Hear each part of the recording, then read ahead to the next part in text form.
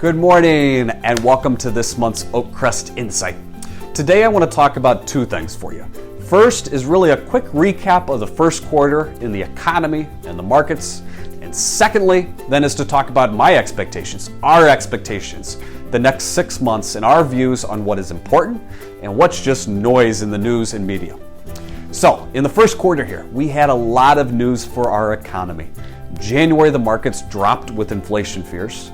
February, the markets dropped a little bit more on the war in Europe. And then here in March, we saw a nice little upturn after the Fed gave us expectations for rate hikes. Now, unfortunately, we saw a pullback in this quarter, not only in stocks, but bonds as well, affecting investors. Global stocks from its high to lows were down about 15%, but only ended the quarter down about 5% in the S&P 500. What we've seen over the last 3 to 4 years is that every time we have a downturn, we have a V shape. There tends to be a quick upturn. And these upturns are what we want to make sure you, as our clients, don't miss out on. So now the question I get is, what are expectations for the rest of the year and what we should keep our eye on versus what's just that noise in the media? So the 3 focus items for us are inflation, interest rates, and the war in Europe. So what does the war in Europe mean on our economy? Now, Europe is mostly affected by this, but US, Asia, China, they're relatively unaffected. The war is having a huge impact on Europe, devastating on Russia's economy and Ukraine's. But the growth engines of the world economy, such as the US and Asia, should not and have not been as affected. So right now the markets aren't as focused on the effect of the war, doing it to be more isolated. What the markets are focused on is inflation and interest rates here in the US.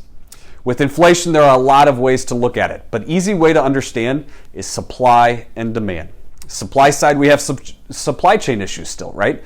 Demand side, people are spending, and the massive amount of government spending the last 2 years has caused an uptick in prices for us.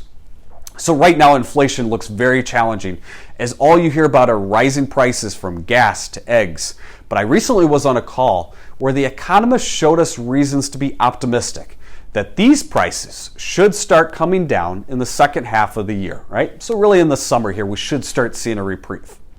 Now, one way the Fed is combating inflation is interest rates, and expectations for interest rates have moved rapidly. The ability to raise rates this quickly points to the underlying strength of the economy. Last year, we were expecting 125% rate hike, but now we may get 7 this year. So inflation wasn't something the Fed was concerned about last summer. They were expecting last October inflation to start falling, but never did. We expected inflation to go down, but unfortunately kept going up.